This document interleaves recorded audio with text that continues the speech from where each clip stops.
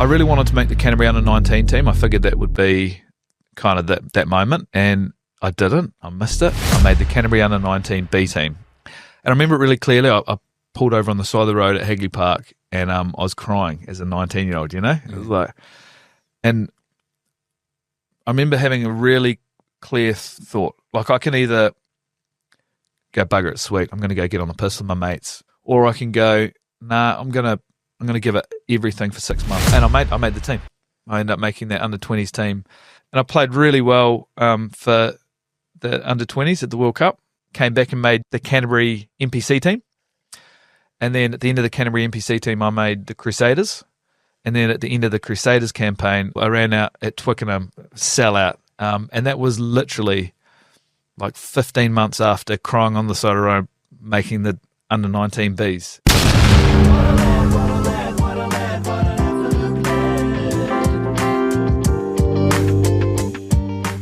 Hey guys, welcome to the What a Lad podcast. And before we get into this episode, our good friends at NordVPN have decided to give What a Lad listeners, that's you, the gift that keeps on giving by giving you the best possible discount on your next NordVPN plan, which includes 4 months extra for free on any 2-year plan. What I love about a VPN is that when I'm on the road, I do not miss a thing by being able to change my virtual location to the one where it needs to be. So no live sport will be missed. And the benefit of NordVPN is that it's the fastest VPN in the world, no buffering, no lag, and you've got the ability to connect one NordVPN account to 10 separate devices. To get the NordVPN discount, go to nordvpn.com/whatalad. You'll get 4 months extra for free on the 2-year plan. There's no risk with the NordVPN's 30-day money-back guarantee. The link is in the podcast description below. What a lad. Well, when you think about the most well-connected lads in the game, today's guest has to be near the top of the list. He's done it all, from winning Super Rugby titles with the Crusaders during his 154 games. He's won a Rugby World Cup with the All Blacks in 2011. He's won Japan top leagues with Kobe. He's played in the MLR with New York. And apparently he has won every fitness test he has ever done. On top of the footy, he's also starred in his own TV shows, Moving Houses and The Front Row Show. He's hosted the morning radio show. He's a business owner, qualified landscaper, entrepreneur, and some would even call him a Wagu Beef farmer. He is a champion man. Everyone loves him. It is, of course, the great Andy Ellis. Welcome, mate. That is one hell of an intro, mate. I think it's the longest one I've had to do, mate. You've got fingers in so many pies. Yes, it feels like it when I hear that, yeah. You're a busy man, though, eh? Like, you have been, it sounds like your whole career, and even post-footy, you've just jumped into anything and everything. Yeah. When I hear you read that, yeah, I have, haven't I? I don't know, mate. I think I've always really enjoyed being busy, you know. Maybe that's my way to relax as well. You know, even when I was playing footy, I'd come home and I'd want to get up and go and play some backyard cricket with the young fella, or start exploring some other opportunities, or getting on the email and seeing what's going on. You know, I love cooking too. You know, so I suppose like an active sort of relaxer, I'd jump up and want to make dinner as well. You know, so that's kind of the way I've always sort of rolled. I love staying busy. Yeah, and not all of that stuff was post footy either, because you've only been retired for just over a year, is it? Yeah, well, it's a couple of years coming up. A couple of years. Yeah. Finished up in New York and then came back and sort of started to figure out what's next. Yeah, and how have you found that? Because outside looking in, I don't think I've seen someone with a better transition into post life than you. Yeah, I mean it's always challenging, right? One of the things I did sort of for the couple of years leading up to retirement, knowing that I can't really play past 40. Yeah. Well, Mark can. Well, yeah, Brad Thorne. Yeah, I ended up asking a lot of retired or recently retired players what it was like and what they learned from it, and as if there was anything they could share. Yeah. And like I went through, and it was across a heap of different countries, and I ended up talking, you know, there would have been 20 different blokes I talked to about, you know, what it was like, you know, Joe Smiths of the world and all these like really, you know, guys that have been doing it for a long time and had to transition. And all of them kind of said, first of all, just plan and prepare for it to actually be really tough. Yeah. You're not going to be around your mates every day and training and yahooing and, you know, I love a gag too, you know. That's not going to be able to happen all the time every day, sitting around talking smack with your boys over coffees and all that sort of stuff. So prepare for that, you know, and also the physical effect that has on your body too, you know, and your mind, you know, not being able to to run around and get that physical hit daily, it's hard. Yeah. So that was really helpful. And then the other thing they kind of said is just give yourself 6 months. So leading into retirement, try and put a bit of money aside and just go, right, well, let's have 6 months, just end up having a lot of coffees with people, having a really good, just get grounded again back in New Zealand. I've been overseas and then figure out from that point forward what it was that I was really passionate about and try and go from there. And so that's kind of what I did. And now here I am doing all sorts of things. I still haven't really figured it out. You've done everything. But you've obviously taken the pressure off with that 6 month window just to find your rhythm, find what you want to get into. And like you said, you found TV shows, you've found, you've got your Wagu Beef business going, you've got all sorts of little things going on now. Yeah, I suppose during that 6 months, one thing I really wanted to do is be really open to anything. I wanted to have a yes mentality, kind of what we had in the All Blacks. Yeah, just say yes and then see where it goes. And that's not always that easy. I couldn't do that all the time, but that was the mindset. Like a lot of coffees with people, a lot of meetings, and it's amazing how when you've just really open to opportunities and things where it actually ends up leading. And that's kind of what happened with. We filmed the Front Row show in France at the World Cup with NZR Plus and with George Bell. We had a heap of fun daily in that, and then kind of off the back of that, I got we actually did an interview with Phil Cogan, the Amazing Race host. Kiwi guy. Yeah. And he's like, man, Andy, I love the interview we did together, man.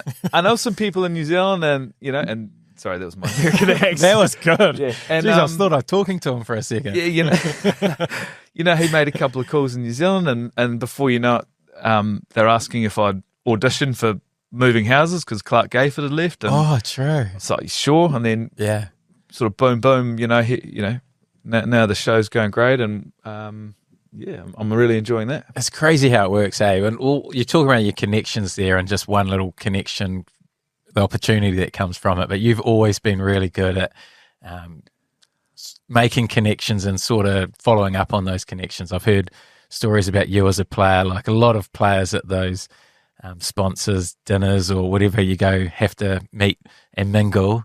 You were really good at that. A lot of guys will just stand in the corner, try and stay with their mates. You were getting business cards and emailing them the next day. You're right on. Yeah, I do. I love people though. I love being around people, and I get a lot of energy from it too.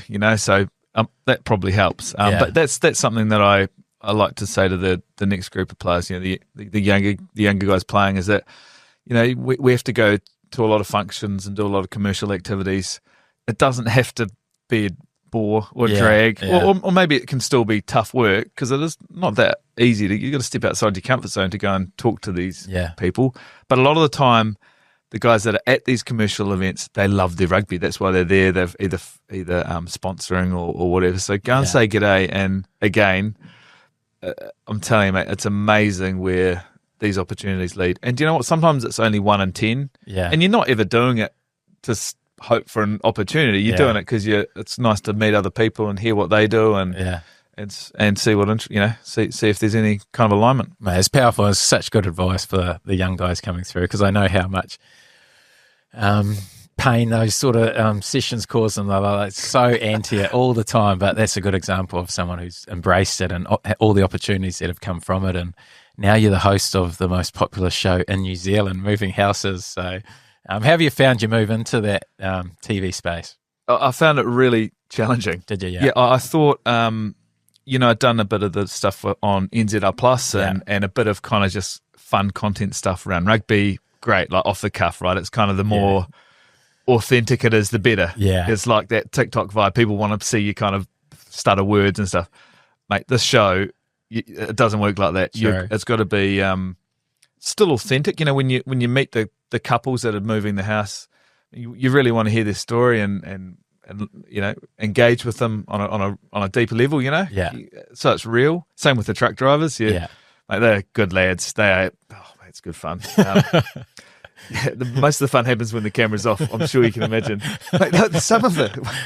I'll diverse a little bit here, but one of the truck drivers, I won't say who's in case he gets in trouble, but he literally pulled over on the Great Northern Motorway and he's like, "Righto, mate, your turn." So it's like 2:00 in the morning, and I was driving this truck for about 20k down the Cape and all of it. It's I don't even have my HT license. But the actual presenting itself was a massive challenge and something that I probably didn't expect. Yeah. My first piece to camera, so what you get given a script because there's a story to be told through a show, right? And you need to hit certain points. So there's a script I'm given, and I can play around with it a little bit, but generally I need to hit the notes on it. So I sort of had a bit of a brief look at it. I was like, cool. And then I went to this spot. It was on a beach, so you had to walk along, and there's a camera following you along. Yeah. There's a soundy with a big boom. There's a director, a producer, and there's often at that stage I had a personal assistant that was doing like touch-up makeup, or something, right?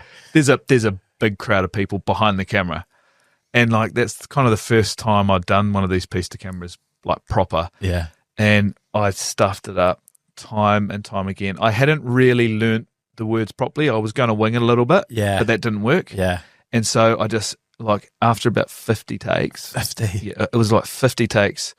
I went back to the mark, and I could feel my palms were sweating, my heart was racing. And I honestly haven't felt like that since playing rugby. Yeah. It was that feeling, and I'm like, actually, this is great. Yeah. I haven't felt like this in ages. I am under the pump. You embraced it. I am under the pump. So I went through some of those sort of techniques that we do with rugby to bring us back, be present and calm and execute the next job. And it still took me about another 30 takes, but I was able to finally get the take out. And at the end of it, I called them all in, and I'm like, I'm so sorry. I probably didn't fully realize how prepared I need to be for this. I won't let that happen again. I'll come in. I'll know my words, and when I've got to deliver, I won't let you down. And so that was probably one of the things. Yeah, just that whole idea of having to look down the camera, talk like you really believe it, gesture, gesture, we were in Mangawhai, gesture, here we are in Mangawhai, and, this is where people surf and camp, and homeowners have decided to move a house here, say it like you mean it, it's going to be real without cheesy. It was so hard. I was really outside my comfort zone. So if you don't nail one of those things, do you have to start again? Like if they say not enough hands, you'd say go again. Straight back. More hands. Yep. Something like that. You looked away from the camera for a second. We want you to look down the camera the whole time. Oh, wow. Or even when you get it, when I get it, like, oh yeah, okay, that's probably a take. Right, go again. Yeah. And you just keep going until there's sort of 3 or 4 decent ones in the can, and then 80 takes later, sweaty palms. As it ended up, they didn't even use that episode. None of them made the cut. Oh, mate, it was But you obviously got used to it as you went on, and I did. Yeah, like all things, you got to dive in sometimes, and it's not easy. And I was outside my comfort zone. I had to work really hard at it to get better at it. Yeah. And I feel and now I enjoy the challenge. I get sent the scripts often the day before, and some pretty chunky ones. Sometimes I've got to, the brain started working in different ways to remember these things and then deliver them and say them like I mean them. It's been an awesome experience. That's cool. And acting's probably your next step, is it? I reckon you could see you. Can't be far off, can it? You're a yes man. I heard Brad Pitt's in the country. It's going to be carried away. But you've got another show. Is there another season of Moving Houses coming? Well, we're working on another 6 at the moment. So we played 6 before Christmas. Yeah. And then there's going to be another 6 that play probably midway through this year. So we're just kind of finishing some of the reveals for those ones. And they're pretty epic. Oh, that's cool. Pretty cool, yeah. And your Wagu Beef, talk to me about that. Have you found your way into that? Yeah, well, that sort of came about through my time in Japan. Yeah. Did 5 or 6 years in Japan and kind of fell in love with that style of meat and cooking and socialising, sat around with the Japanese boys heaps. Yeah. Met a Japanese guy that had grown up, spent a bit of time in New Zealand and was a butcher and farmer there and wanted to implement a program back in New Zealand. Yeah. Sort of New Zealand is kind of known as one of the premium farming countries in the world, and Japan with their Wagu is kind of the world's premium beef, Kobe beef and Wagu. So kind of married the two together, and we're now doing it on a farm in Chertsey, just out of Rakaia. Yeah. And yeah, so about 75 animals a month are being finished, and a lot gets sent overseas, but we try and keep it enough a little bit here to share the love with Kiwis. And it would be New Zealand's premium beef. Is it? Yeah, it would be. It's exceptional stuff, yeah. It's called Black Origin. Origin Wagu Beef, yeah. So, and you can buy it online and check it out. So Craig the farmer is an absolute champion. I love, I'm kind of more an ambassador role for the company now, but I love being involved in helping them out. So Wagu Beef farmer is probably a big call, bit of a stretch. Yeah, to call me a farmer, that's a huge shout. I'll take it. Not arguing. And you also had an internet company as well. Like you've got literally things in everything. My kind of my sort of main sort of job now that I put a couple of days in a week is actually a domain name company called .kiwi. Oh yeah, yeah. So I own half of that with a Canadian New Zealander. True. And again, that opportunity came off the back of kind of yes, I suppose. Yeah. It was about 10 years ago. They approached me about being on a board to give out funds to an earthquake fund, to help out through that time. Yeah. Through proceeds of .kiwi sales. And so off the back of that, I've kept a relationship with the guys that started it, and in the last couple of years we've sort of formed an agreement where I'm sort of running that side of it in New Zealand. So .kiwi is like your .co.nz or .nz. Yeah. So the Warriors, for example, are warriors.kiwi. Yeah. So that's an option in New Zealand that for people starting up a business, they can get something that kind of has a bit of a deeper meaning than just a .co.nz. It's pretty cool and pretty recognised worldwide.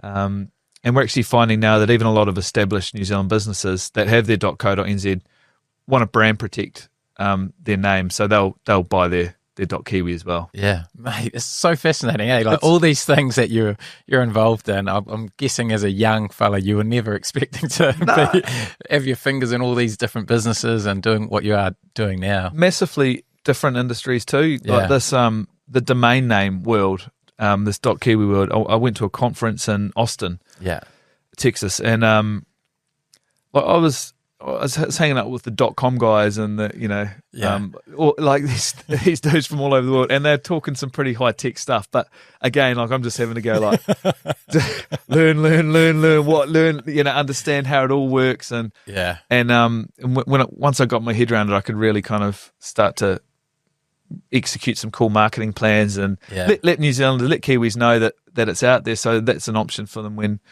if and when the time's right, if I want to get into that space. I love your mindset around just jumping in and like learning on the run. Like so many people would have so much fear about doing something like that because they don't feel like they have the knowledge. You're just, I'm in it and I'll learn it on the run. It's so scary though. Yeah. Like it is. No, it is. But also I think maybe off the back of rugby career, you kind of end up, well, I do anyway, I sort of end up searching for that feeling of uncomfortableness again. Yeah. When we used to run out, it's a big crowd, you're not sure what the result's going to be, you're thinking about it all week, big game, so much rides on it, you can't control the emotions, like the emotions you can't find anywhere else, maybe on your wedding day or if you're having a baby, but to be able to find that feeling and that emotion again, which is actually not that nice at the time, right?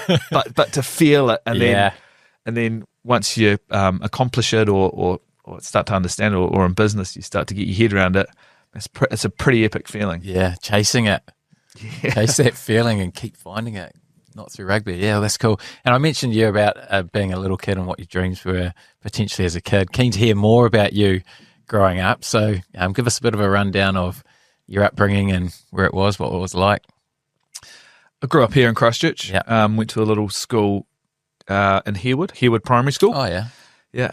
And mum and dad just live around the corner. They're on a tomato farm. Mum and dad were both teachers with part-time tomato farmers. Oh, yeah. My grandparents lived next door on an asparagus farm. They were both teachers as well. And my grandma was actually the principal of Harewood Primary School. So you can imagine, I didn't get away with much. I was a good kid though. Then I went to Breen's Intermediate, which is another wee school just up the road. Yeah. Good wee school, nothing, No family members there? No family members there. It was epic though. After I became an All Black, I got to go back and visit both of those schools and present a jersey, and kind of yeah. It was pretty kind of cool. Yeah. Cool thing to do, I reckon. Well, for me anyway. Oh, definitely. Then I went on to Burnside High School. Not really renowned for its rugby. Yeah. But had an awesome time there. I made the first 15 in fifth form, year 11. Oh yeah. And had Warwick Taylor as one of the coaches, ex All Black, and Robin Grundy, and just a couple of awesome guys who really cared about our wee group. We only had about 22 rugby players. A couple of the rowers came in, you know what I mean? Like, so it was a bit like that, and we lost most games, but we loved it, and the coaches really cared about us. Yeah. And it was at that time I actually turned into a halfback. I was a number 8 up until first 15. Yeah, so kind of sat down with the coaches and my old man and sort of figured out that, I don't know, probably not going to be a Kieran Reid size, Were you a big kid through the Well, yeah. You are, I was threw your weight fairly around. chunky. Yeah. But I was never going to get any taller or anything. So halfback seemed to be the spot. So yeah, enjoyed 3 awesome years of first 15.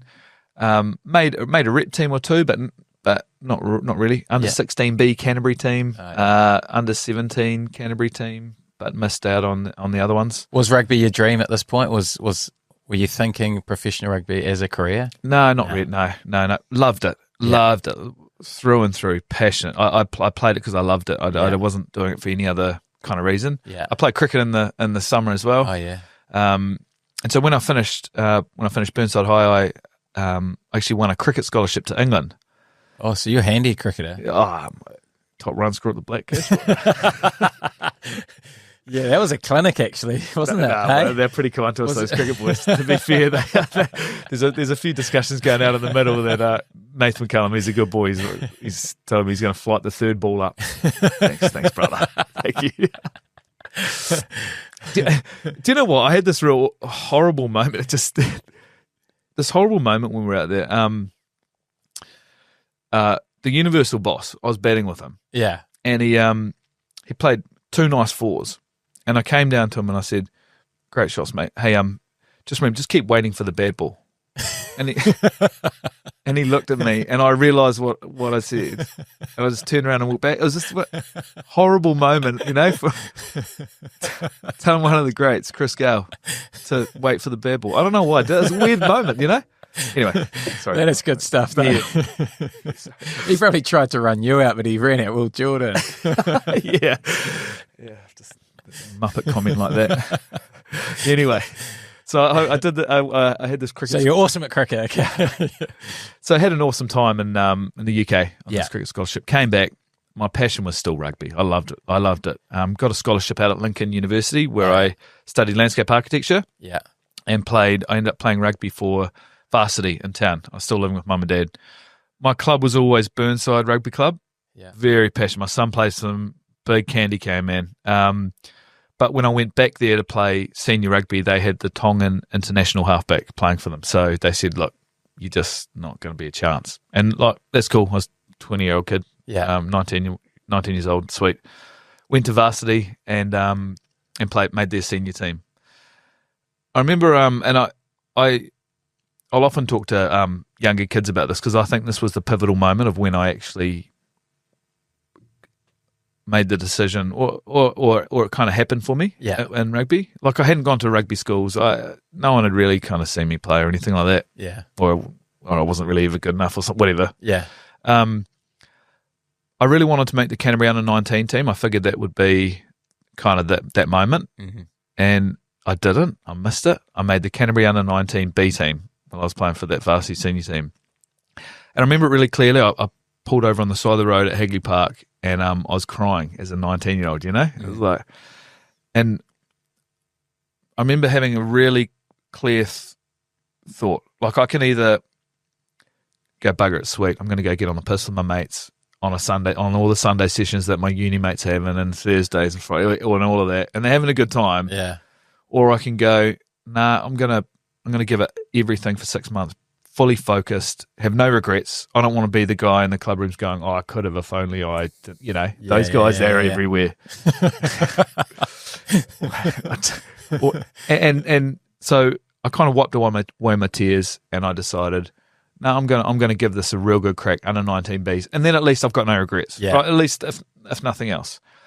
And so, sure enough, I kind of wrote a few wee things down, but it was like I was the first to training, I was the last to leave. I did extra sessions on my skills and my fitness and my strength, and sure enough, the opportunities kind of started to come. I became the captain of that under 19B team, and we played a couple of great games. And one of the real standout games was against New Zealand under 20s, who had come down as a warm up game. Oh yeah, played the Canterbury under 19Bs, and I played out of my skin. Like I scored a couple of tries. I was tackling. I was a machine. I was in great nick. I put in heaps. Yeah, and I was pissed off that I wasn't in the A's, right? And the coach of the under 20s came down, New Zealand under 20s, and he's like, "What's your name?" "I'm Andy." He goes, "I want you to come to the trial next year for New Zealand under 20s." And I was like, "Well, there's two other guys in the under 19A team, and let alone every other province. I'm the third here." Yeah. And he said, "No, I like what I see in you, so I want you to come." And so, mate, I carried on training my ass off. It was Bryce Woodward was the name of this coach too. Yeah. From Northland. Sure enough, he liked the Canterbury lads, chances. Train my ass off, and we had that trial. It might have been 4 or 5 months later for that, for that initial trial for under 20s. Yeah. And I made the team. I ended up making that under 20s team, and at the time Canterbury were kind of a little bit like shocked. Yeah. But I went to Burnside High. We were in second division and we didn't win a game. Yeah. And I played really well for the under 20s at the World Cup, and came back and made the Canterbury NPC team. And then at the end of the Canterbury NPC team, I made the Crusaders. And then at the end of the Crusaders campaign, I ran out at Twickenham, sellout. And that was literally like 15 months after crying on the side of the road, making the under 19Bs. And I think that's why I love talking to kids in particular about this, because when things don't go your well, when things don't go your way, or times are really tough, you actually have a chance to stop and then make the next decision and decide what that's going to look like. And sometimes it can be really hard. People go through some really hard things, right? But you do have the chance to make the next decision every time. Yeah. And so I kind of, that's sort of what I did at the time. And by doing that, I made the right one, and it kind of led to a lot of awesome things. And when you get in that All Black environment, it is amazing how many of those guys were not the superstars in their schools, clubs, anything like that. You'd know that as well. It's often the guys that have had to fight or work really hard through an injury, or they never got selected, or they were the smallest guy and they fought hard, or Richie McCaw born at the end of the year, so never made the right teams, but keep going. And or guys were playing second division club rugby. They're all the All Blacks. And but it's their ability to kind of fight through this resilience that actually, or this adversity, and they end up being a completely different kind of killer fish, really, because they've had to do it real tough, and they know what it means. And Brodie Retallick in the third 15, I'm never going to take it for granted. I'm going to work my ass off, Yeah. And there's something in it. There's definitely, as I hear it on here all the time around the guys who go on to make it, it's the ones who handle adversity the best. Like, you're always going to have it. You're going to miss teams. You're going to get injured. There's going to be moments in your career where you'll have a choice on which way am I going to go. And the greats have all chosen the way that you've chosen. And for 15 months, that is some journey to go from a Canterbury B team to the All Blacks at Twickenham. It's some journey. Like, how were you feeling as you were going through the ranks? Like, when you were playing for Canterbury, did you feel like you deserved it? Did you feel ready, or how are you feeling in that environment? I mean, as soon as I got into that Canterbury, the Canterbury NPC environment, Academy NPC environment, there was so much great support around. Yeah. So much good skill coaching and strength and fitness coaching. So you're pretty clear on what you needed to do to be better. Yeah. And then it's up to you again. So then there's another choice to be made. You're going to do the work. And then you get into these teams where I had Ruben Thorne there, and Richie on the other side, and Sammy Broomhall was there, you know, like Chris Jacks at lock. It's like, mate, you're getting some decent ball as a halfback. And you got guys that can finish, you know, and they really just encouraged me, just do your job. Like, I remember Ben Blair coming up to me early on, just going, mate, if you can just give us the ball, if you can just pass the ball, don't worry, stop trying to run, just give us the ball, we'll love playing with you. And I'm like, that's actually a really good message for a young fella. You know, you're sort of trying to prove yourself, but actually just by doing your job, that's the best way to kind of prove you're worthy. Yeah. And so you felt comfortable in there? You felt you're good enough? Oh, not really. I mean, it's Canterbury, right? I grew up, these are my idols. And, you know, but probably only sunk in really the first time when, and this might sound slightly creepy, but was when we showered together.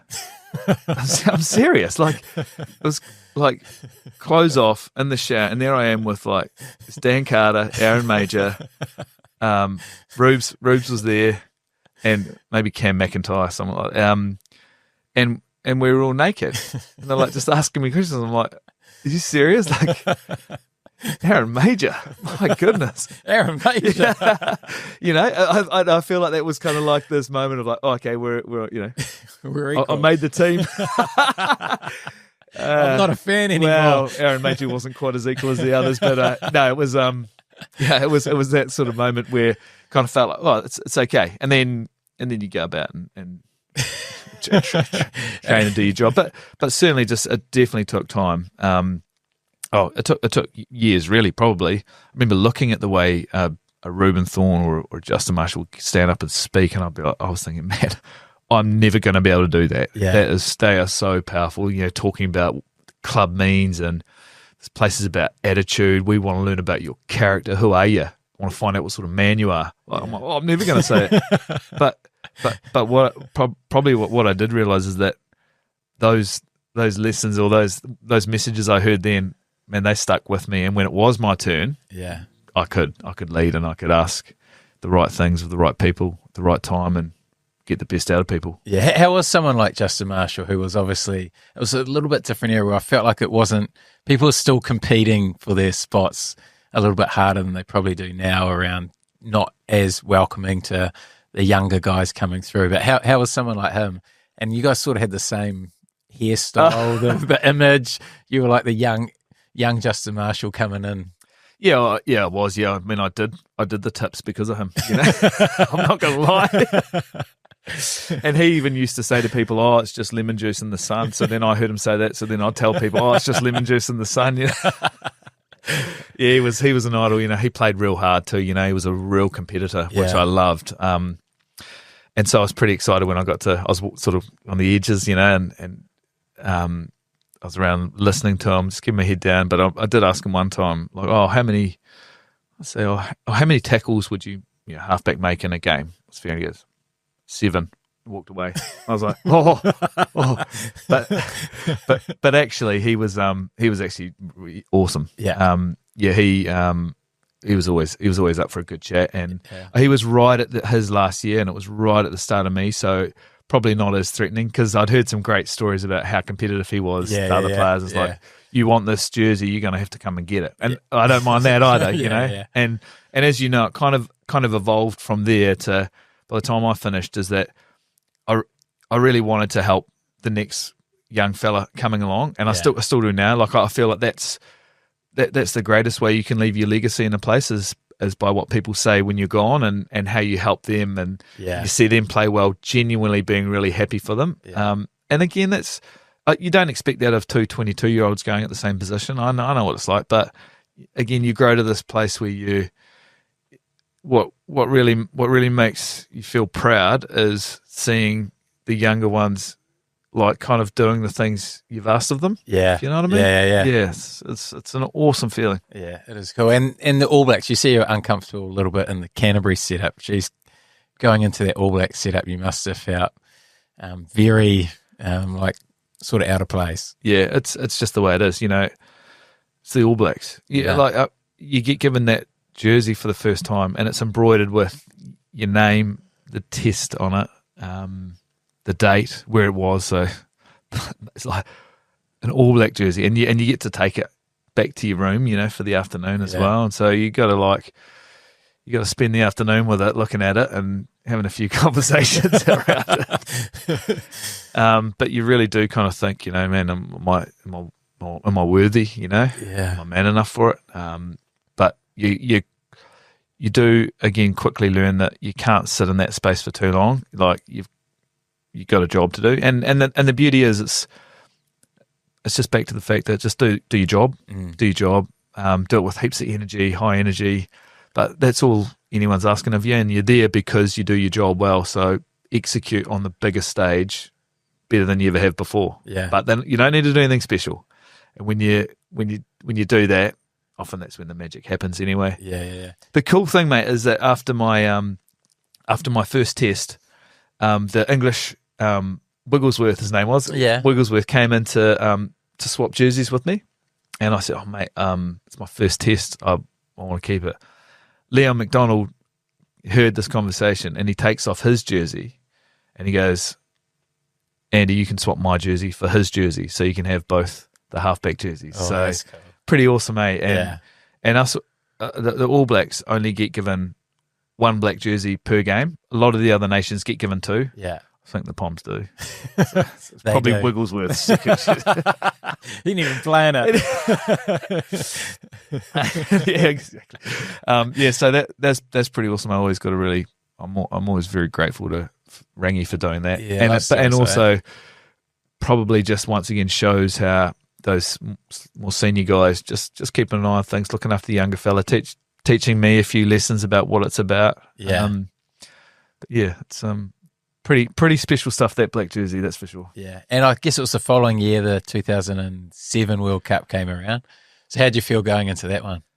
Well, I felt extremely grateful actually, because I'd missed out on the initial selection earlier that year, and I'd gone and had an awesome junior All Blacks campaign. Yeah. And off the back of that, got selected in that World Cup squad. So another one of those moments where you can take it two ways. You can cry in the corner around missing out on the selection, or you can go and play your best footy. Yeah, and I'd made it in 2006, and then I'd missed out on it at the end of in the middle of 2007.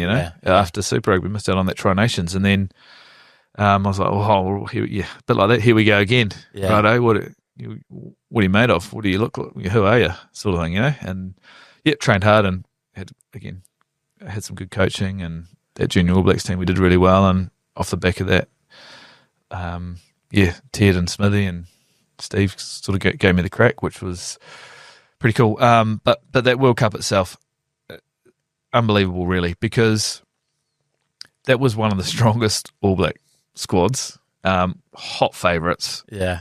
We're on fire. We had two game plans. We never got to use the second game plan. And it just shows World Cups are slightly different rugby. We learn a lot of lessons out of that 2007 World Cup.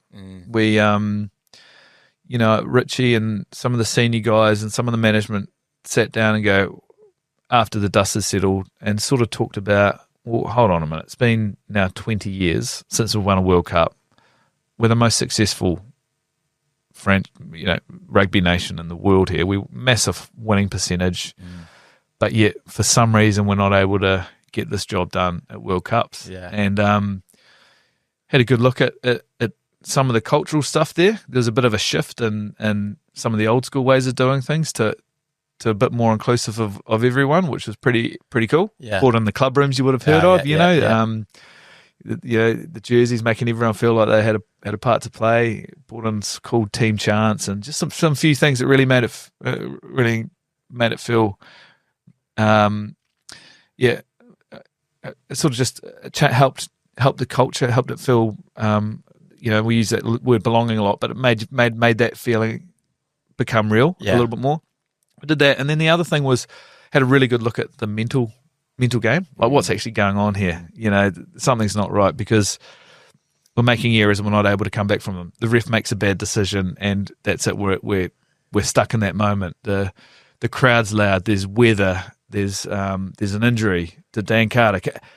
Are we reacting the best way we can? And the answer was no.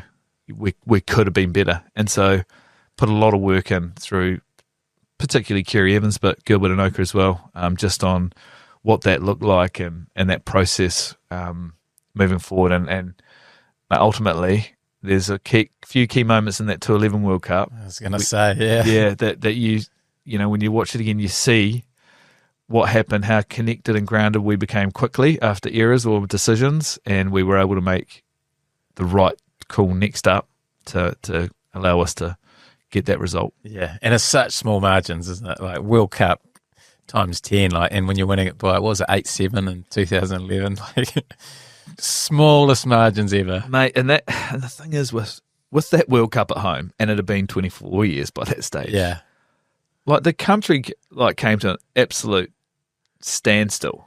Like I've never seen anything like it. Like all the letterboxes were all painted black. Yeah, I think the Prime Minister gave everyone the day off school before like, and we couldn't leave the hotel really. Like it was and that's the first time. You know, people are pretty relaxed most of the time. You know, get Andy or whatever. But this was where it was like encompassing. You couldn't leave. You couldn't go for a walk down the viaduct or anything like that. It was hotel bound. You know, for that week. Yeah. And so there was even more pressure. Really, you know, this like.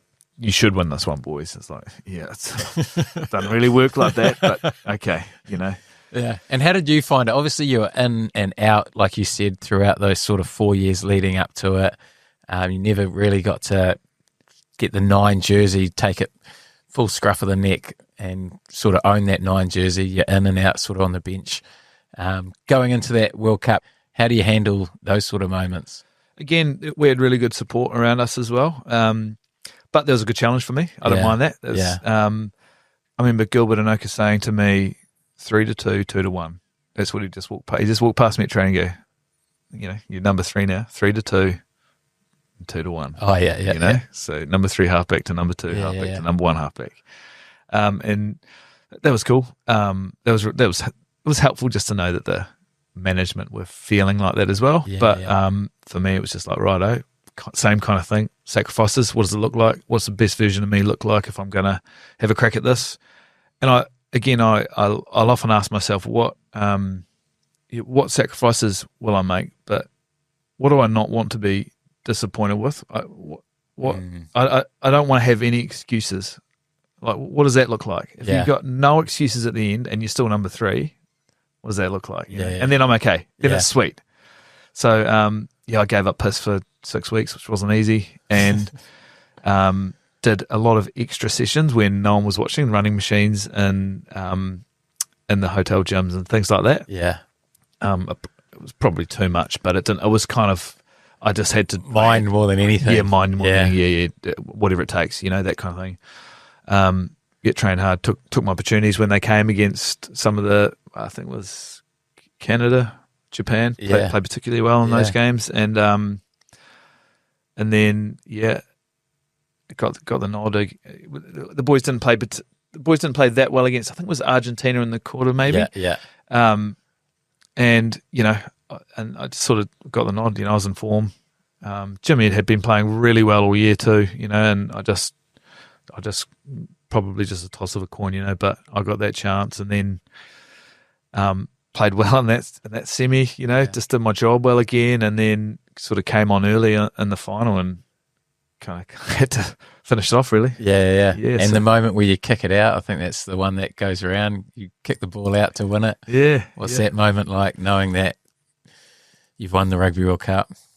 It was, at the time, it was just more relief. Yeah. I really do. I remember that feeling, because I remember thinking before the game, man, imagine the feeling when we won, you know? But it wasn't like that. It was just like, oh man, thank goodness, far out. Like, and even just walking around the fields and getting the medals and stuff, it was just like, you know, And I think most of the boys felt like that. Back in the shed, sat down. You know, you got the Prime Minister and all these people coming in and that, and you're trying to, you know, but it wasn't for a few hours after that it was kind of like, right, sinking in, and we have done it, and right, let's send it. It was awesome, mate. We had 3 parades in 3 different cities coming, and it was some of the most outrageous scenes I've ever been a part of, and I can't really talk about those. All we know is everyone had the big shades on the next day, except the Franks brothers who were in the gym. Yeah, they did. I think they got a session in the morning. No, they would have had a quick whiskey first, I'm sure. Oh, it's so good. And then, like, your decision to move overseas, like, how did that come about? Why did you decide to leave New Zealand rugby? Well, my kind of All Black time, I think with my All Black time, I was content. Yeah.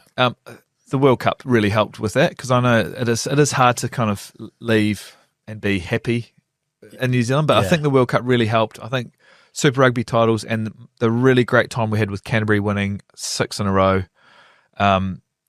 those things made me really internally happy and content, so I didn't need to chase anything anymore. Yeah. I would love to have had more All Black tests and love to have stayed and played with the Crusaders longer, but I kind of got the chance to sort of leave on my terms, really happy, really content, and still playing well, you know. Yeah. So that was a really nice way to do it. And then Japan was just such a great fit. My parents had actually taught over there a few years earlier. Yeah. So I'd visited there a couple of times, and I love Japanese people and culture and food, and so, you know, when I got the opportunity over there, it was awesome. I went over there first of all in between Super Rugby back seasons. And forth when you could. Yeah, back when you could. Yeah, and so I was able to do that a couple of times, and you know, I wasn't on much money, but I wasn't. But when I had proven myself at the club in Japan, and then I kind of decided to leave New Zealand full time. I'm like, well, let's go. And they paid me a bit more. You loaded up then. Yeah, but you know, like I did my halfbacks weren't such a big thing over there either at that time, and it was more like a great opportunity for me to go in and show them that I could make a difference at the club. And you know, sometimes it's more than just the rugby that's important. Yeah, and you certainly did. Like a lot of success there too with Kobe. We're so grateful, mate. We had, when Smithy came over and you know, did his work on the team too. It was just so awesome. And Dan Carter was there. Yeah. Brody Retallick was there. Adam Ashley Cooper. Yeah, Swoop was there. Yeah. It was just such a cool, special time. We had young kids there at the time. Son was born there. Yeah. The other guys had a lot of young kids as well. So we spent a lot of time as families. It was really cool. And you get this awesome buy-in. We formed this great relationship with the Japanese boys. So kind of organised 4 or 5 of us, foreign guys, senior guys, would go out for dinner once every Tuesday night with the 4 or 5 of the senior Japanese boys. And yeah, at the start it was kind of like a bit awkward because you're just figuring each other out. But by the end, and even now, we are best. We are such good mates. All of us still can't really speak each other's language, but we know exactly what each other is up to. You know what I mean? It's pretty cool. Yeah, that is cool. And like, I know, like, because of the foreigner rule over there, like, must have been a few tough decisions around who got to play, because you guys had so many good foreigners, like you mentioned. Yeah, that was one of the big things, you know, and it depended what team you were playing. One of the finals, we won 2, but one of the finals, I didn't even make the 22 or 23. Right. I was the captain. Was Scott Henson there then? Yeah, he was. Yeah, so I probably still haven't forgiven him for that, if I'm not totally honest. But I think I've heard him talk around that being one of the hardest conversations he's ever had to have as a coach, because obviously captain and not in the 23 in the final. Yeah. No, it was. It was. But you know, I was a bit older at that stage. I was 33 or 4, something like that. I knew I'd been around long enough to know.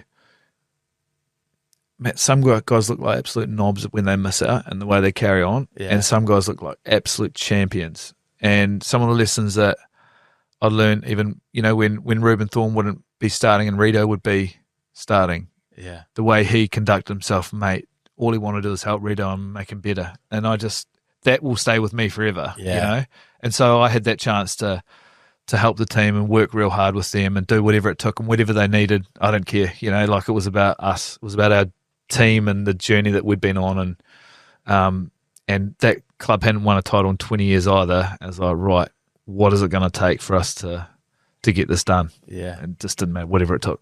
Mate, that's so cool and so true. Like, you remember every player and how they handle those moments, those times you're selected ahead of them, or vice versa, or any player in the team who's had a tough selection, what you watch them closely and you learn a lot about their character in those moments. Big time. And it's so hard, right? Yeah, it is. It is so hard missing out on especially big moments. You've worked real hard and you're finally at that junction. Oh, what more do you need from me?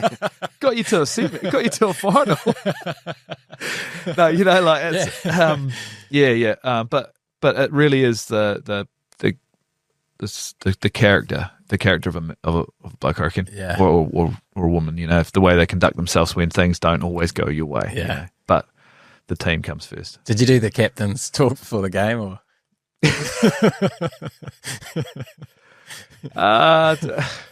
No, I was out there warming up with the boys. It was a tough one. And then the move to America, New York. How did this one come about? I was gonna hang the boots up. I was happy. How old were you at this point? I was 37. Oh yeah, yeah. I was real happy. Geez, you did well to get deep into your 30s, eh? Yeah, I did. Yeah. Halfback, you sort of stay away from contact by the end of it, Get in, shift the ball. Mate, I was gonna hang the boots up unless we had a real good chat with them, my wife, and just if something really unique or epic came up, I still feel good enough to go another season. Yeah. And we sort of talked about, somewhere like a New York or a London. And that night, we got a message from the New York coach Greg, who had coached the Barbarians with Robbie Deans. Oh, yeah. Who's now coaching New York. And he messaged going, "Hey, mate, what are you up to?" And it was meant to be. Yes, man, is back. Highly available. It was actually right in the middle of COVID, though. So it was kind of pretty challenging. And we had some hard decisions to make. But it was a little bit of that, do you know what? Not many people would do that, so let's do it. Yeah. And Rick Solizzo, he became he about the same time he became the CEO. So I had some great discussions with him. He kind of confirmed that they were keen to have me along, and so we dove in, mate. We jumped in, and it was such an amazing experience. That MLR is so good. I can't. Is it? Yeah, so good. It was maybe particularly good for me because I was a bit older, so I was not searching for other honours. But I was there just to try and give something to this team and give something a little bit back, I suppose, to American rugby as well. Yeah, back to rugby. But mate, you get to 1 week you're playing and you fly and you play in New Orleans and you're home back to New York, and then next week you're playing in Boston, then you fly over to LA and then Seattle, and it's so good. Atlanta, and so you get to see this amazing country, and often the day games are 1 or 2 o'clock in the afternoon. So you do that, and then you get to go and have a few beers and some live music in Austin. It was such an awesome experience as well. And we ended up doing really well with the second year I was there. I stayed another year. We were going for 1 year and stayed 2. Kids went to school there and everything like that too. So this whole American experience. How did they find it? Yeah, I loved it. Yeah, they loved it. Yeah. And Japan, they were schooling in Japan. Yeah, they were there too. Yeah, that's loved cool. it. I mean, it wasn't always that easy. Yeah. They're Kiwi kids. They love cricket, rugby, netball, rowing. You don't find those sports in really Japan or even America really. Yeah. Rowing obviously, but and so. They were outside their comfort zone a little bit. They had to work through different schools and different cultures and people, but those learnings, mate, that's gold. That's where you set them up. They're pretty resilient now, which is pretty cool. And they're back here now, back at school, back into everything. Yeah, love it, loving the Kiwi life again. Yeah, they love it. Yeah, but I think they're pretty keen to travel again. Are they? Yeah, they love it, yeah. Well, they've probably got the right dad. Jump at any opportunity. Yeah. No, it was cool. New York was really good, and we were able to create something really special there. We formed this identity, the New York Ironworkers, kind of based on the hard grafters that built the city, and the sort of catch cry we could sort of use was to change the skyline. Yeah. We want to do that with rugby, like they did with the buildings, and there's some great stories that we thread in through the season. You can imagine how we even got the head of the Ironworkers to come and give a speech before the final to us, a proper New York accent. It was awesome, wasn't it? Yeah. So we created this really cool kind of culture within that, and boys all bought in, and we were able to go and do something really special there too. Yeah. So were you a big part of that culture side of it, or like, because you're still playing, obviously, were you coaching, or you in the coach's room, or how did that look? Yeah, that's kind of the way I saw part of my role in the team is these amazing lessons I'd learn over a 15, 16 year career.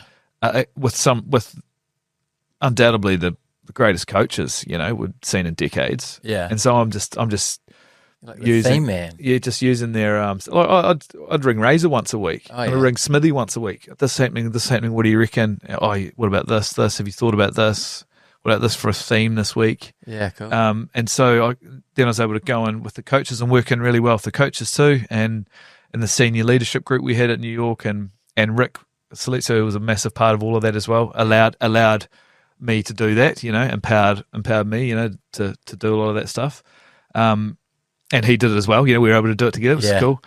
And we were able to create this awesome culture. We player of the day, we get a hard hat. Everyone got a carabiner, and you had to clip in each day, and like all these awesome things. And then it just brought it to life, and we started really caring about each other. And it's like when you win titles, it's often not necessarily the best rugby team.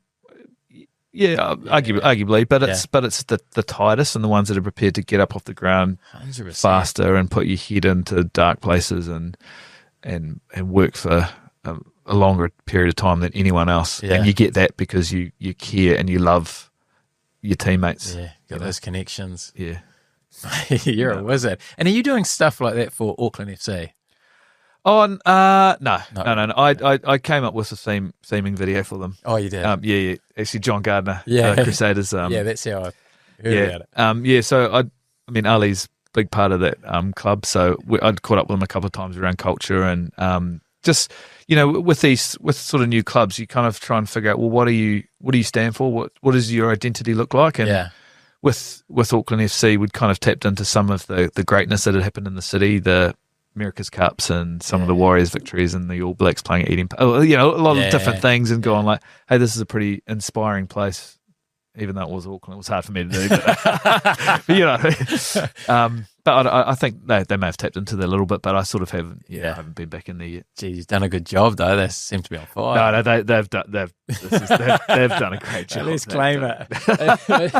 Is that a passion piece for you though, like that side of things, like theming and cultures and bringing things together? I really enjoy. I know people. Yeah, Anything. I'm just so I'm so grateful that I've learned these skills. Like and to see how you can kind of bring people together from all different backgrounds and ways of life, and make them feel like there's something bigger than themselves. It's such a. I'm sure you understand it as a coach as well. Like that feeling is pretty cool when you see them believing in something bigger than themselves. Yeah, that makes sense. Massive. Yeah, couldn't agree more. Yeah, so that's kind of where that comes from. That kind of idea. Yeah, and I do enjoy it. I do enjoy a lot of it as well. Yeah, mate. And your body's good. Are you like, have you got any niggles from your career, or good to go? You need me? I'm not far off. I feel great, mate. Do you? Yeah, I feel good. Yeah. I was in San Diego for that All Black test last year. Yeah. The one against Fiji, and I did a session with Will Jordan the day before the game. He wasn't playing yet. Yeah. And I tweaked my hammy. That's the first time I've sort of pulled a muscle. First soft tissue. Yeah. Well, sort of first it was like a grade 2. As a proper tear in it. So I probably won't be competing with him. He sort of turned around and gave me a filthy look today, cheek. Like, come on, mate, respect your elders. What do you put that down to? Only having one basically no genuine soft tissue injuries. I thought you were talking about that injury in particular. It's probably the 1,000 beers the night before.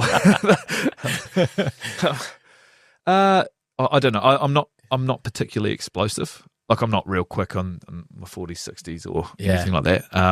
So I'm probably more a grinding athlete anyway. I'll dig deep and I'll keep going for a long time, but I'm never gonna. If when I make a break, I'm going to need some support. You're looking around. Where's the fast guys? Yeah. But you did never. Is it true you never lost a fitness test, or is there a bit of GST on that one? You're pretty competitive and fit, aren't you? So yeah, there's a period there where I was hard to beat. Yeah. but again, I mean, I was fit, but also I didn't want to lose. I was competitive. Like I remember, I don't really think like this anymore, but I remember thinking like, well, I'd rather die than win this, and it's pretty hard to die running a Bronco. So it's like I must have been pushing. I remember at one time I lost all the feeling in my arm, like on the third turn, and I couldn't feel my arm until I finished, and then like 20 minutes later, the feeling came back. So I don't even know what that is, but I think you just go you're like redlining so hard, Lost the feeling in your arm. Yeah, in one arm. Yeah, I don't. An old disc Never bulge happened again. Yeah. But yeah, that's probably I would push so hard that I would rather die or lose feeling in my arm than. Geez, that was your mindset going into it. Yeah, it was. No wonder you're winning them. Yeah, not many people would have had that. Yeah, I don't think like that. Really That's why you blew your hammy with Will Jordan. yeah. Trying to keep up with him. Oh, mate. Well, we have gone to the Instagram for some questions. I know you're not on there, but man, thousands came in. A few strange ones. As a serial pass diver, do you think halfbacks need to bring it back? Yes. Oh, thank you. My young fella's playing footy at the moment. He's only 10, so he's not sure of his position, but we're already working on dive passes. Dive pass, yeah. Bring it back. Bring it back. So it might be 10 years before you see it, but wouldn't it be great? Bring it back. I mean, sometimes you've got to dig in those rucks. Why not you don't need to step out and pass it. Yeah, get Why the not ball dive? gone. You just got to get up off the ground quicker. Yeah. Is that the con to it, the next ruck, or? Yeah. I don't know. Yeah, I don't know. It's a dying breed. But we'd love to see it, wouldn't you? Oh, I would. Oh. Yeah. I was just trying to work out why no one does it, but it's obviously they feel like it's unnecessary effort to get it back up off the ground. Yeah. Slow the next ruck. Yeah. I mean, I used to love approaching a ruck and having the ball actually presented, so you could literally keep running, but as you're running, you sort of grab it and dive and pass all in the motion. What would be your dive to pass ratio? Like, how many dive passes would you throw? Oh, I would have only ever been at 5 or 6% in a game. Oh, 5 or 6%. Yeah. Oh, you love it. But that's probably what. As soon as one a game, maybe. Do you know the other good time to do it, actually? Just coming up with this on the spot here, but when someone breaks, I remember often doing it at that point, because you would have time to someone would break, the ball would be available. You could pick up, dive, and look as you're diving. Oh, yeah. And pass. Whereas sometimes, you pick it up after a break and you like take a couple of steps and you can get shut real quick. Oh, yeah. Yeah, so I don't know, maybe there's something in it. All the nines listening to this will bring it back. There's going to be a real spike in dive passes in Super Rugby next week. Okay. What was your point of difference as a player? I think probably if I was going to go to one thing right through my career is my competitiveness. Yep. I would. Yeah, I was a competitor. Yeah, mate, you're willing to die to win a fitness test. Yeah, I was. And I don't know when because I feel like part of my role towards the second half of my career was actually being able to ask others to do certain things on the field so that our team could be better. So if I needed respect from them to do it. Like if I'm going to ask Owen Franks to, mate, I need you to hold up the scrum. You hold the scrum, we'll score in this corner. We've got him here. And he'd look at me and go, I got you. It was awesome feeling that. Yeah. Or it would be Sammy White looking at the line going like, mate, just something simple. We don't need anything we just need to win this one, whatever. And he'd just go, cool. And he'd trust me to win a 2-ball if we had to, or just those conversations, like, or asking some of the big Ritos or Richies, like, mate, you're going to have to put your head in dark places today and not go backwards. Yep, we got you. That'd be the answer. Yeah. But to get to that point, they've got to respect you. And so I feel like my competitiveness was a way that they respected me, because I never gave up and I would do anything to win. Yeah. Anything. I would cheat. I would. He's admitted it. Just don't tell Crocky that. Told him I've never cheated. Every game of cards I could beat him. That's so cool though, and it's such a underrated skill is being able to have those conversations, the ones that people watching don't see, but you having those little conversations around game management and how you can get something which is going to manipulate the defense or something like that. Just those little conversations make such a big difference in the whole scheme of things. And like we said before, so many games are won on such small moments, and it could just be winning a 2-ball that you've managed to get a 3 points off, and that's the difference in the game. Those little conversations, so underrated, and that's obviously a massive skill of yours. Yeah, and it is about relationships, right? You got to build those relationships and trust. And I say it comes off the back of my competitiveness, so they respect it. That, but it also comes off the back of like a lot of time together and understanding each other and caring about their families as well, and making sure that Owen had a whiskey after a game. You know what I mean? Like little things, but just little things that go a long way. And then when you need them, or vice versa, when they need me, we're on. Yeah. Oh, I love it. Yeah. Okay. It sort of goes on to the next one. What stopped you having more games for the All Blacks? I don't know. Ask Steve Hansen. I had I came in, I was pretty young and green, learning my trade a little bit. I had a couple of niggly injuries at not very helpful times. Probably could have been more, form probably as well, It's New Zealand rugby, man. You can't afford to have a couple of bad games for the Crusaders even, there's so many great halfbacks in this country, so probably a mixture of things, but I had a really bad rib injury in 2008-9 where I missed a heap of tests, and Jimmy played really well and Pity did as well, and it's kind of like, oh sweet, All Blacks are winning. You get a crack in that All Black jersey, it's the team often performs well as well, and it was sort of hard to kind of make my way back, I suppose, in a lot of ways. Yeah, little setbacks like that, eh? Yeah, give someone an opportunity. Yeah, I loved the Crusaders and Canterbury so much as well. I don't know if that helped. I just was that was my real big deep passion too, was those teams, and it's just such a big part of my upbringing. My family had to play for the Crusaders and Canterbury. So maybe I should have put more emphasis on the All Blacks, don't I? 154 games for Crusaders. Oh, it's impressive. It's a few, isn't it? Yeah, sure is. Okay. Can he bring back the Sea City Boys? Now, this is something I would love to see.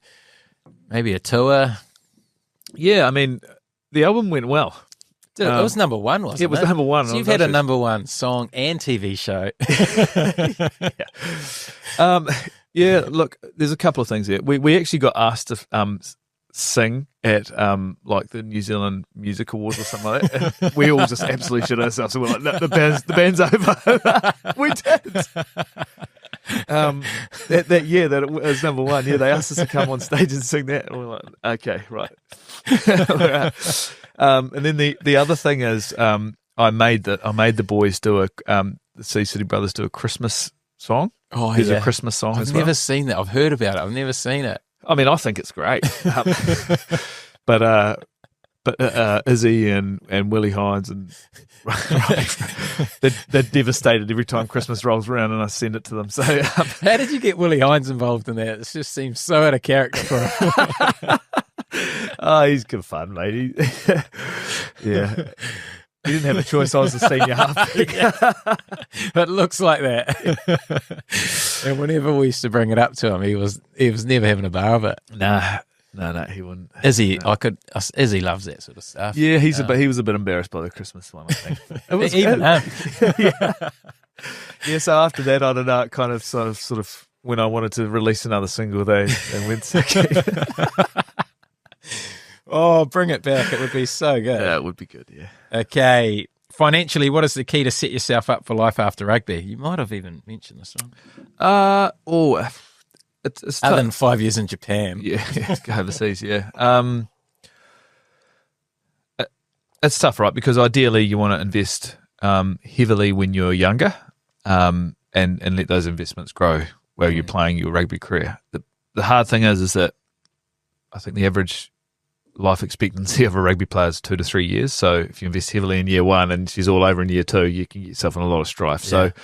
So just finding probably a balance between that, becoming established, long contracts, and then potentially, buying your family, your home with your partner or whatever. Yeah. And then starting on a journey. I think having good financial advisors around you is a really good thing too. People that understand the game, have been in it for a long time, can talk you through things like portfolios or fund big funds versus property versus bonds versus investing in business and all the different things as well. Yeah. Good lawyer, good accountant on board early. All of those things I think really does help with setting anyone up really. It doesn't need to be rugby, but rugby players do earn good money at a young age, and so having those things in place early I think can really help in the long run. Yeah. Mate, you've absolutely nailed that one. Some absolute gold advice. Have you ever met the cricketer Andy Ellis, and do you know him well? Yeah, I do, yeah. We actually played each other at high school. When I was same at Burnside. age? No, he's a year or two older than me. Oh, true. Yeah, so I was at Burnside High, and he was at Shirley Boys. Oh, yeah. And he was a gun mate from the start. He was the legit Andy Ellis. Did you get your scholarship thinking that? Yeah, maybe I did. Never thought about it. No. Yeah, and then we played a bit of club cricket against each other as well. But he was always a really class cricket player. Yeah, he really was. Crazy, eh? Similar age, same place, same name. It's nice bumping into him every now and then. We play at the Willows Cricket Club out in North Canterbury, Loburn. Yeah. I try and get out there once or twice a year, and often he's out there having a hit as well, which is always good fun. That's how you're seeing the ball so well for the Black Clash. Just consistent reps. I seeing the ball well because they were throwing up. Okay, is it possible to punt the ball over the rocker line? Rocco line? Oh, Rocco line. Who's yes, that is. Is it? What is that? So the Rocco liner is the train that goes through the middle of where we used to live. Oh, yeah. And there's a couple of restaurants down the bottom, and that used to be where we'd go and have a few beers. And oh, yeah. From day one, I looked up at this sort of like a monoline thing, this train track thing up in the air, and everyone thought it couldn't be done. And I gave it a crack on my last day at the club, a box kick, and it went over. And you got it. Just went over. Yeah. How high is it? I don't know. I've filmed it. Should I try and find the footage and send it to you? I'd love to see it one day. Yeah. I think Hayden Parker might have given it a crack. Off the tee, probably. Wouldn't have missed. He wouldn't have missed. But I don't know if he got it. I think he fell short. But yeah. Right. So it is possible. So it can be done. Okay, next one. Go-to karaoke song with a voice like that. You're quite a good singer. Oh, obviously, yeah, Sea City. But... Sea City. Look, if you're gonna hit me with something straight off the bat, it would either be an Ed Sheeran song or a Sam Smith. I'm a ballad sort of. Wow, you can hit those ones. Ed Sheeran, Perfect, or Sam Smith, Not the Only One. Oh, big. Could you give me a little sample? Oh, especially a Sam Smith. Okay. I'm not sure if you. You and me, we made a vow, for better or for worse. I can't believe you let me down, but the truth is in the way it hurts. Something like that, you know? Wow. For those people who aren't watching, that was not Sam Smith. That was actually Andy Ellis. Goes better after a few beers, to be fair. But... Mate, I don't know if you can get any better than that. That's incredible. No wonder Sea City Boys made the top. Oh, there's a risky song choice, but... Oh, it's risky, yeah. It's a big song. But... Absolutely nailed it. Oh, what a voice. Okay, next one. Best player you've played with? Richie. Yeah. Yep, it's hard. That's a really hard question, but I have been asked it a few times. And I mean, obviously Dan is right up there. Yeah. Absolute world class. The amount of balls he's caught off his ankles. You know what I mean? And some of the things he's done on the field to put us in positions to win games out the gate, unbelievable. Yeah. But Richie, just purely for his, he is a beast. He is like the rucks I've seen him clean out. he's cleaned out 3 massive South Africans at a time. The way he's stolen ball at crucial times, the tackles he's made that have saved games. That's the things that stand out for me. And he's so smart. And so, my job in Behind the Ruck is to talk. I'm directing players. I can see where overlaps are. So I'm pulling guys either side. I'm then trying to inspire them to get up and stop them no matter what. Yeah. He was the most engaged out of all the players ever. He would be able to focus on the guy he needed to tackle with full intent, but listen to every word I'd say and be nodding as I was talking at times. And I remember just thinking that absolute world class. And if you wanted to go out on the field with anyone, it's he also saved me from making a lot of tackles, which helps. Which helps. Yeah, okay. So at a scrum, it's me and it's the open side flanker that are on the first set of hands, right? Yeah. And so I'd be there. I'd be the guy. Yeah, Fluff. Yeah, you ready? His nickname's Fluff. Fluff, yep, hold, Fluff, hold, yep, break. And he would be gone, and he'd get to the first hands at the same time as me, and it would make it look like I'd made a really nice tackle on this guy. Fluff's just cut him in half, But it's just so engaged, so quick, so smart on the field, as well as kind of this massive physical presence, and a lovely kind of quiet human off the field too. Yeah, no ego, still now. Yeah, yes, it's cool. That is so cool. Yeah. Mate, what a legend. Okay, best advice for a young 9 trying to crack it?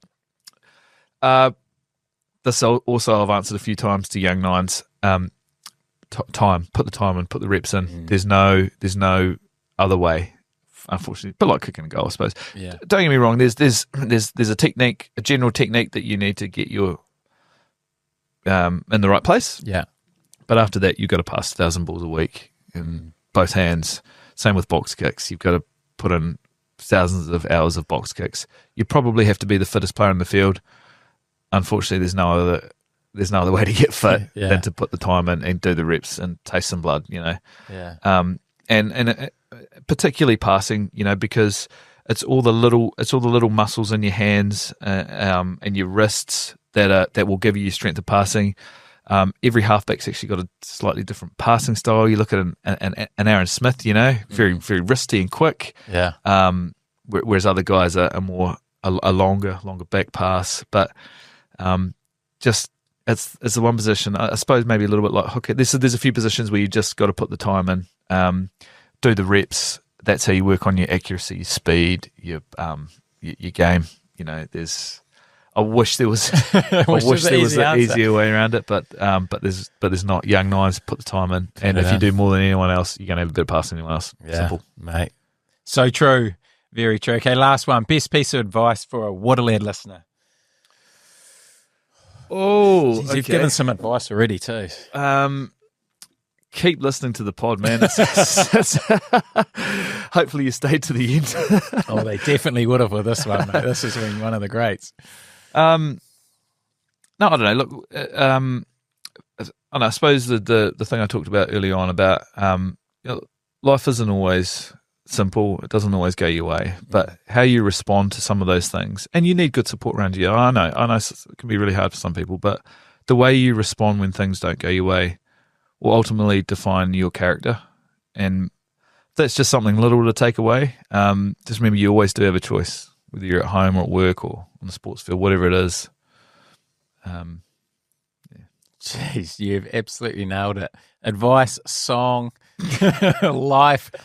That's been one of the greats, mate. Appreciate you coming on. I know how busy you are. I know how many things you've got going on at the moment. So to come in and take your time out to come and have a yarn has been awesome. But that story has been inspiring, mate. Like the journey, I mean, the guy crying in the car from missing out on the Canterbury A's to being an All Black 15 months later, and the connection piece. There's been so many elements to that convo where just absolute gold for anyone listening out there. So appreciate you coming on and sharing all your wisdom, mate. Thanks, brother. Thanks for having me on, and good luck for the rest of the year. Cheers, mate. You're a lad.